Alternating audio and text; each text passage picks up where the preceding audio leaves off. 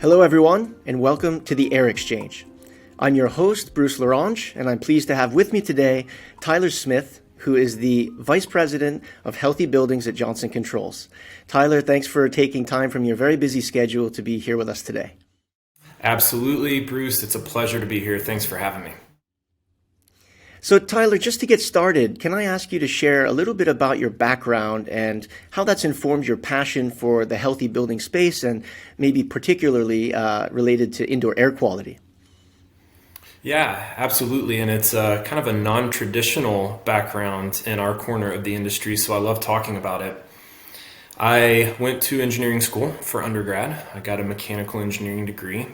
But as I was thinking about what I wanted to do with my life there towards the end of school, I realized that I didn't want to be a traditional engineer. I didn't feel a calling in that direction, designing mechanical systems and buildings, for instance. But I wanted to leverage my knowledge somehow, and so I went into sales.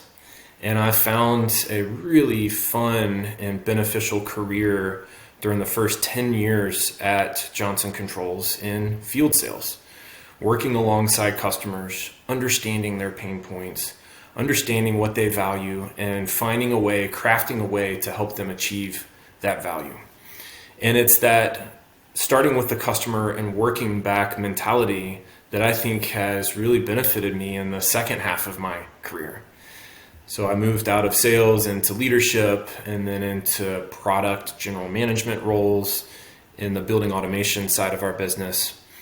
And then in March of 2020, along with everyone on this planet, my life, personally and professionally, changed. I got a call asking me if I would come help lead a new team that was being formed to really understand the intersection of what we do and the spread of COVID in buildings.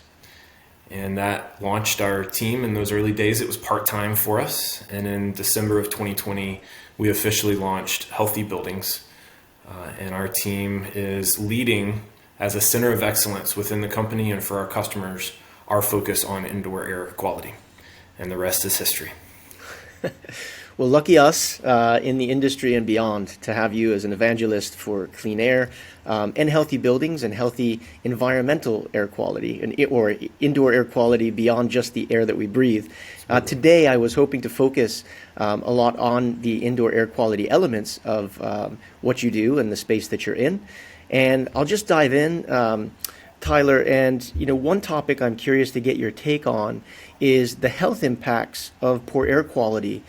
Since they're not easily ascertained immediately, cumulative effects take place over time, and so because of that lack of an immediate response, unless you are asthmatic or have a very severe situation and response to it, the question I have is, without something like a health calculator readily available to understand the immediate risks that you have with the air that surrounds you, how is it possible to educate and to really help people care about the indoor air quality, especially in the buildings where they're spending the majority of their time?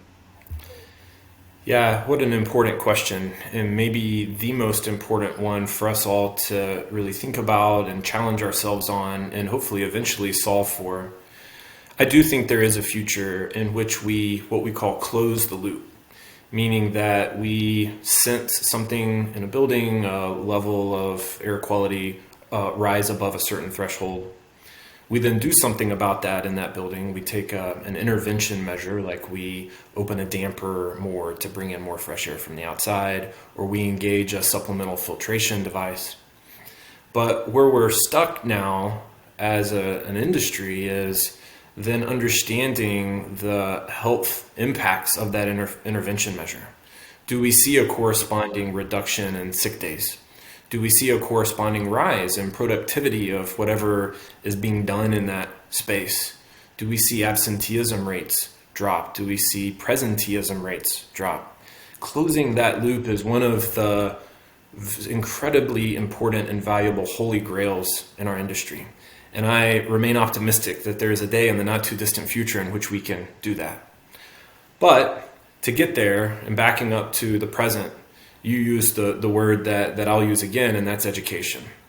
The more that we can expose in easy to understand easy to appreciate, and easy to act on terms, the quality of the indoor environment, the quality of the air in a building, the more we're going to propagate that understanding, the more we're going to propagate the value of caring about the air and improving the quality of it, and then we'll reach this critical mass. And so that's really where I see my team's role and other groups like mine in the industry, where we've got this platform, we've got this exposure, we've got this customer base, we've got this brand equity. Let's leverage it for good. Let's leverage it to be, leading from the front on driving that education among those that may not currently have an appreciation for IAQ. Yeah, very well said. And I couldn't agree more that education is really key right now for folks like us who are in the filtration or the indoor air quality space and industry. This is something we think about frequently, in many cases all the time, but this is still a topic that is pretty nascent or new to a lot of the public, the general public. Maybe one thing in the theme of education that would be helpful for our listeners is to share a little bit about a term that I've heard you use before called the building's microbiome, Sure. which I thought was a very fascinating term. Can you share what that is, Tyler, and why that's something that the public should be thinking about? I would love to, and this is another maybe 30-minute discussion for us to deep dive in the future, Bruce, because I am expecting a lot of innovation in this space going forward over the next few years. The concept of a microbiome is not new. You have a microbiome in your gut. I've got one as well. They exist all across the globe. The relevance of that to what we're doing in buildings is that a building also has a microbiome. There are critters, viruses and bacteria, mold, mildew, other things with DNA that are floating around in the air right now, settling on surfaces here in my office, at your office. And the hypothesis is that the health of that microbiome is directly correlated to the health of the occupants of that space or that building. Interesting. So imagine a future in which we can sense for that microbiome just like we can today for comfort measures like temperature or relative humidity, or more IAQ specific measures like particulate matter levels and total volatile organic compound levels. Yes. When we add the microbiome to that, we've now created the most holistic picture of the quality of the air in that space. Once we have that data, then we can do all the great stuff that we can do with data today, which is use it as an input into smart systems in that building, control systems, digital platforms. We can analyze it, we can report on it, we can optimize based off of it. And most importantly, we can deliver that much more valuable an outcome to our customers, keep their people that much more safe and productive and well in the building. Very interesting. And you use the word data, which is so crucial, as we know, which begs the question, how about sensors? How are sensors really being deployed? How are we getting data in a building? So to turn the conversation a bit to sensors, since we know that, especially since the pandemic when interest spiked around what is in the air in a building, over the years, we've certainly seen sensor technology improve. They're getting smaller, more affordable. And at this point, I think there was a lot of expectation coming through the pandemic that we would see air quality sensors as a regular part of reading a building and just being deployed at a greater level. However, it doesn't seem like there's been wide-scale adoption of sensors. Can you share a little bit of your thinking around that and what it will take to see a wider scale utilization of sensor technology to really map and read a building so we have that valuable data? Yeah, this is an important continuation of the concept that we introduced a few minutes ago, which is acting on data is really where the value is at for users or operators of a building. So stepping back, it's one thing to hang a nice looking indoor air quality sensor on the wall over there. It's another thing to actually use the data that that sensor is measuring as an input into a system that can affect a change within the building, that can improve the indoor air quality within that building, that can then drive an outcome that a customer is willing to pay for, or that they see value in. So I think we're at this important adoption or spot on the adoption curve for IAQ sensing, in which there's plenty of end users of buildings out there, and maybe even some occupants of buildings that get what that thing on the wall is doing. But for the rest, and to really cross the chasm or ride that adoption curve up further, we're going to need to really simplify how we communicate the value of the data that's coming out of that sensor. And there's multiple ways that we can do that. One of the more popular is in a kiosk, in which you walk into the lobby of a building, you look up on the wall, and there's this massive monitor, and it's got a bunch of pretty pictures and numbers on it. The goal being to communicate in a very easy to understand, easy relate to way the value of, or the data around air quality in a building, for instance.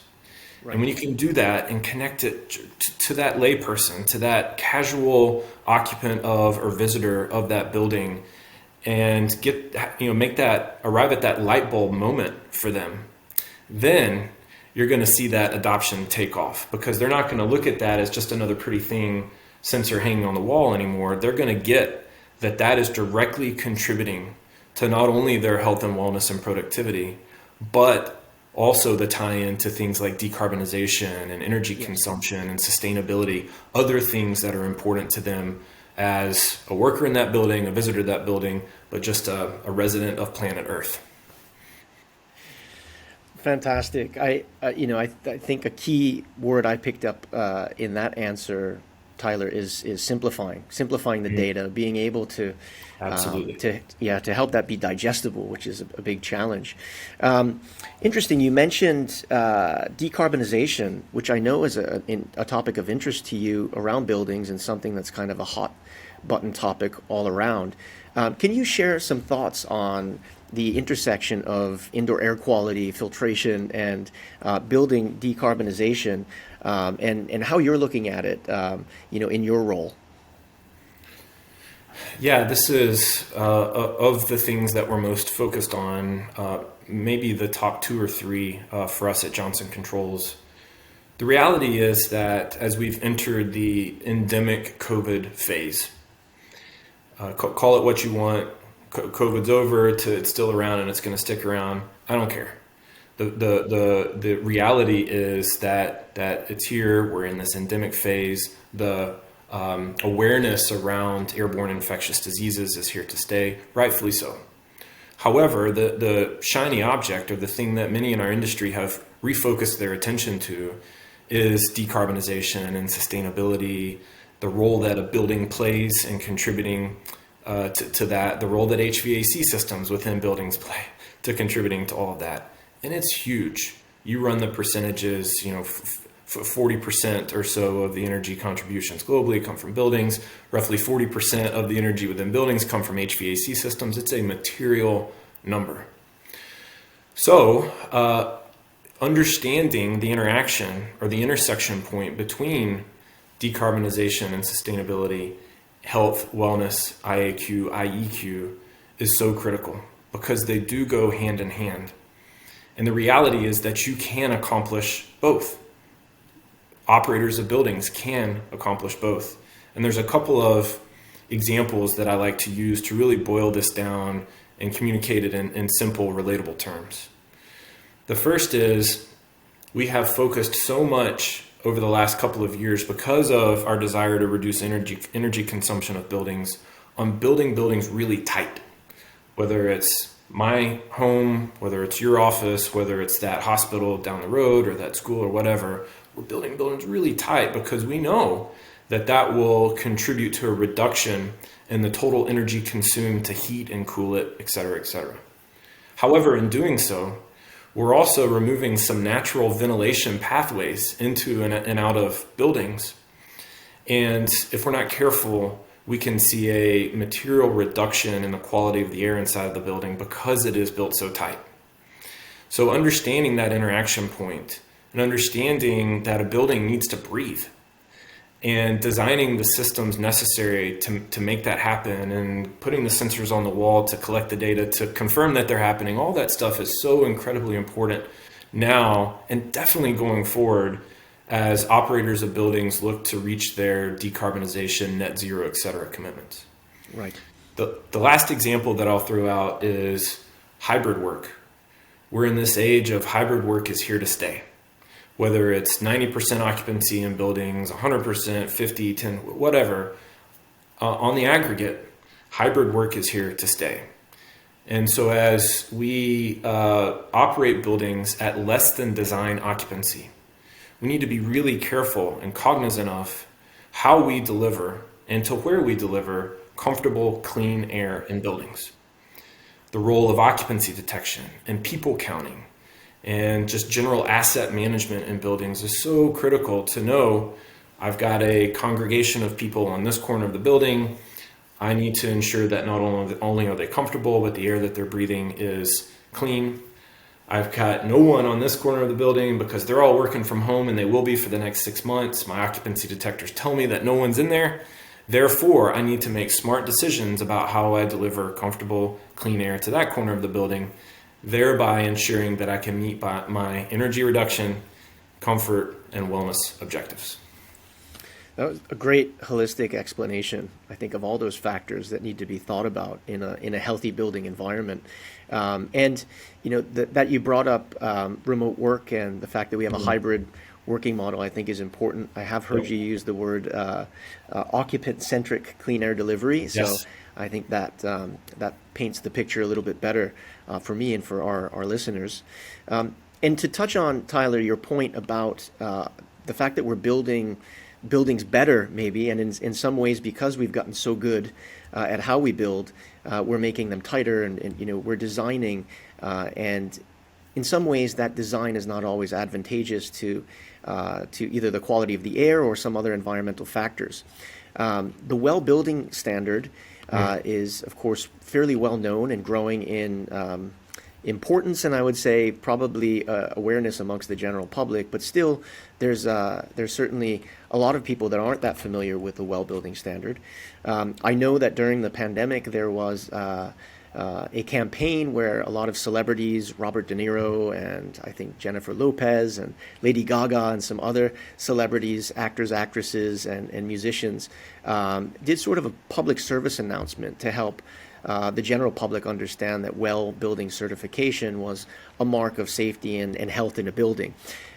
Can you comment on any trends related to the well building standard, and especially as we see some attitudes that seem to hint at the fact that since the pandemic is beyond us, as some sort of think, versus this endemic idea, is there a rollback? Is there a lack of enthusiasm that we saw during the pandemic and that we expected would continue onwards? Anything you can comment on related to the well building trend, and if we're seeing that move forward, would be great. Sure, and I'll start zoomed out just a little bit more, and then I want to hit IWBI and well at the end. But this general concept of a building standard for health and wellness, and then subcomponents of that around IEQ and IAQ, is so critical. In the absence of a really heavy-handed government, state, local, federal, regional, whatever, in the absence of that, we're leaving it up to building designers and operators, maintainers, et cetera, to make good decisions. But if they don't have a target in mind or a well understood and agreed upon set of objectives and metrics and measures, et cetera, then it's going to be all over the place. And we're not going to have that North Star to point at.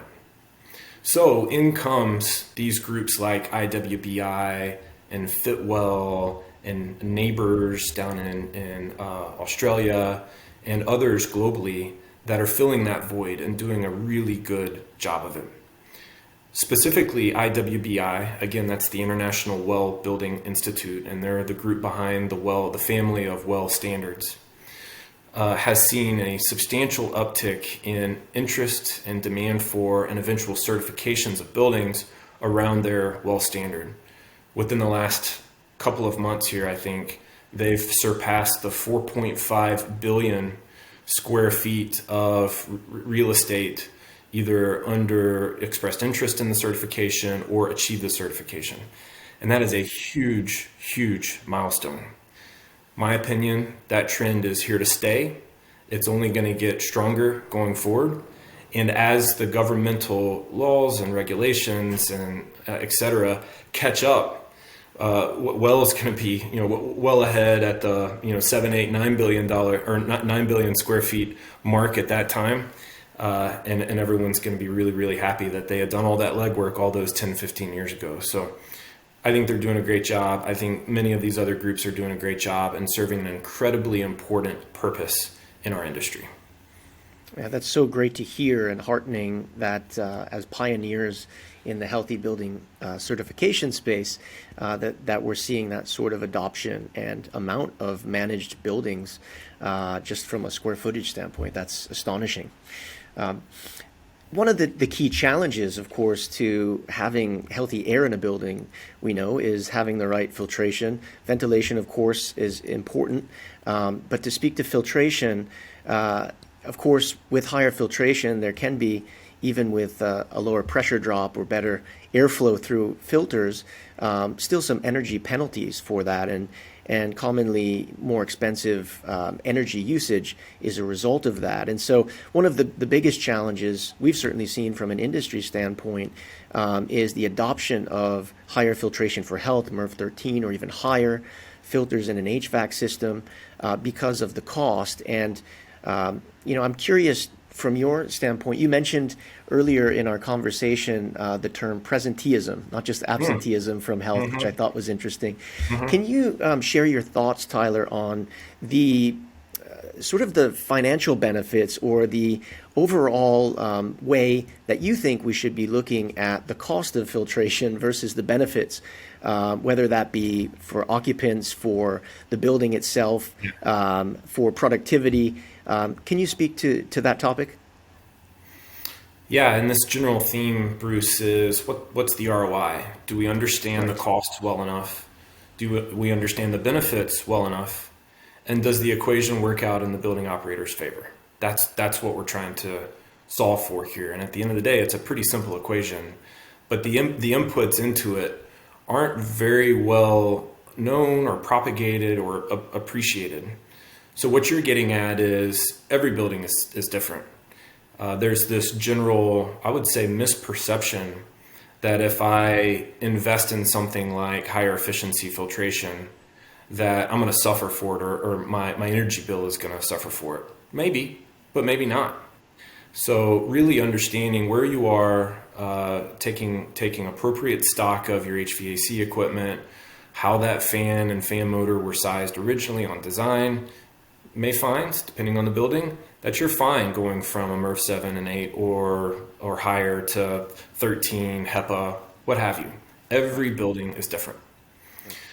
So by taking stock of what outcome you value as a building operator and the measures, the interventions necessary in order to achieve that outcome, you can then back into a set of costs.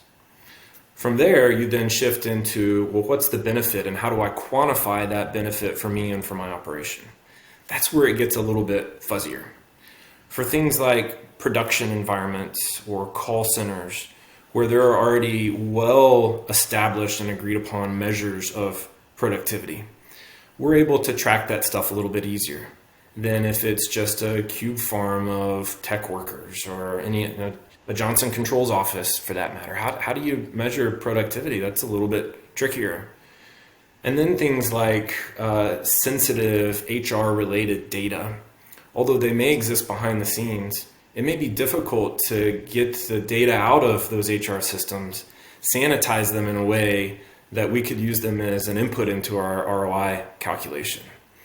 So we're in this interesting point here where the body of peer-reviewed research all point to the fact that there is real tangible savings, benefit, bottom line benefit associated with improving indoor air quality in buildings.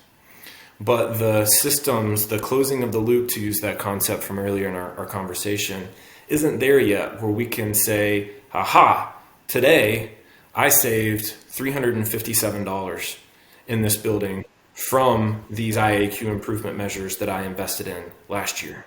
But we're going to get there. We're going to get there. What we're asking for, especially these early adopters, and as we move up that adoption curve again, is to trust us, trust the research, trust that it's possible, take that leap of faith with us, and let us prove to you, whether you expose the data to us or not, let us prove to you that this is a valuable investment with real ROI that should be stacked up against and approved against all these other capital improvement opportunities that you may have as a building operator. Yeah, absolutely. Again, very well said, Tyler. And on a previous episode, we discussed the concept of a chief ergonomics officer, which is a concept that's growing in. Certainly, there's interest in organizations, even at the HR level, thinking about the engagement, the health, the productivity of a workforce for different companies to be thinking about having someone specifically looking at the air quality and, of course, the overall environmental quality of a workspace or a public building for that matter. So we certainly seem to be moving in the right direction. And I really like that comment of trust the research. I think that's a very poignant point. Something else I'd like to talk about, again, switching gear a little bit to some of the reasons that we have indoor air pollution. I lived formerly in Utah and certainly noticed the increased wildfire issues that were happening. And of course, I've heard it cited that up to 40% of outdoor air can make its way indoors. And we know that things like wildfires and other forms of pollutants into the air are increasing, especially in urban areas. Do you think that with the growth that we're seeing, especially in a part of the country like the Mountain West in the U.S., with wildfires, that there's a renewed interest in how to protect the building from outdoor air? That would be sort of one part of my question. The other would be, do you think beyond the type of filtration that we're using, are there other forms of filtration we should be thinking about beyond an HVAC system, molecular filtration, or any thoughts on trends related to that? So I know I've kind of put two things in one, but really the first is thinking about things like wildfires and how that's impacting buildings and maybe building management, and then any sort of filtration or mitigation or remediation responses that you think are growing as a result of that. Sure. Yeah, this goes back to the power of data to start by addressing your first question. The reality is that although COVID raised our awareness and the general population's awareness of the role of improved indoor air quality, it's not just airborne infectious diseases that can potentially deteriorate or harm air quality in buildings. There's all kinds of other things that could be happening. Whether it's off-gassing from that new carpet or paint that you just put in down the hall, or it's influenza outbreak in your zip code, or it's a wildfire, unfortunately, several miles away from your building, but you're getting the smoke infiltrated into that space. So data will help us understand what the quality of the outdoor air is and its impact on the quality of the air inside of a building. It could be a newer building and it was built with sufficient ventilation and filtration, and it's more hardened to a wildfire event. Or it could be a much older, decades old building and it leaks like a sieve, and you're going to get infiltration of smoke the second that it hits that building. We don't know. But data will tell us what it looks like outside, what it looks like inside, and what we need to do next. And yes, to answer your question directly, I think that the role of climate change and increasing the prevalence of wildfires, not only in the States but globally, is going to unfortunately continue moving forward. But the good news is, to your second question, we're learning more and more about good intervention measures that we can take to make that happen, or to improve the quality of air inside of buildings if that were to happen, like a wildfire. So I mentioned data. And we've got the data, we're pulling it back to a smart building system or some cloud-based digital platform. We're analyzing the data and we're saying, the levels of smoke infiltration into this building have exceeded a certain threshold, we need to do something about that. And we are excited about monitoring and participating in some of the development of newer things that can be done to clean the air. We like to keep it simple, though, and recommend things like supplemental filtration or in-zone filtration as a great first step if we find that the filtration system as designed as part of the building is insufficient to handle that decrease in air quality. Simple as something like a portable HEPA purifier or a fixed supplemental purification system, filtration system rather, in the ceiling. There are some really currently available, really economically feasible intervention measures that can be implemented today, while companies like yours and ours and other researchers are coming up with these great new filtration technologies moving forward. Yeah, it's again a very exciting period to know that a lot of the technology that's being developed is finding adoption, and the increased awareness that we hope will only grow as thought leaders like yourself educate the public about the risks of unhealthy air. We certainly have a lot of solutions available. I think deployment and understanding of those solutions will be very important, and certainly a theme today has been around data, sensing, understanding data, and making sure that we're using that to guide smart decision making around healthier environments in our buildings. Tyler, I have one more question, which isn't so much a question as an opportunity to say, is there something that you're seeing from your vantage point at Johnson Controls, or even personally, that you're excited about related to healthy buildings as a trend, or something you think that our listeners would benefit by being aware of? Yeah, I want to go back to something we talked about a few minutes ago, Bruce, around how do you distill and communicate potentially or otherwise complicated concepts in IAQ and airflow and filtration, etc., down to the point that the average building occupant, and therefore advocate for improvements in how a building is operated, how can you communicate that clearly and concisely and effectively? And I read a statistic recently that really drives it home for me, and I'm a relative expert in this space, and I imagine that this is going to be helpful for the casual listener as well. And that is that in the average day, you consume about a gallon of water, or you should be, and if you're not, you should. Also, in that same average day, your lungs are consuming 2,000 gallons of air. Think about that for a second. 2,000 gallons of air to every 1 gallon of water that you drink. And so think about how much as a society we focus on things like the cleanliness of water. The cleanliness of water that you're consuming at your home or the office. You might be running it through a supplemental filtration system just to make sure that what you're putting into your body is as clean as possible. So I'm hopeful for, and I'm advocating for that day in which the same awareness around the cleanliness of the water is applied to the air that we breathe, whether it's walking around outside or especially within buildings.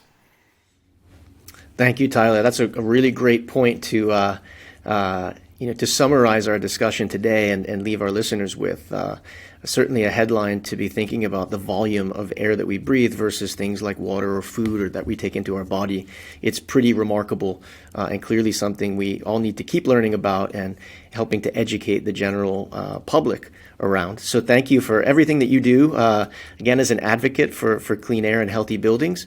And again, Tyler, thank you for taking time today to be with us and have this conversation. It was certainly fun and very educational, and hopefully something that our listeners will be able to take a few takeaways, a little snapshot here and there, and be able to share with people they know as well to continue to keep the education moving and spreading beyond our industry.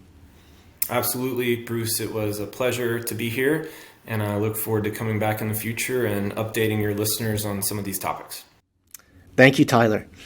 And to our listeners, thank you for tuning in. If you did find today educational or interesting, please share this interview or any parts of it that you think are useful to those you know. And again, keep that education moving. Until our next episode, I am your host, Bruce Larange, and thank you for joining. Wishing you happy and healthy breathing until next time.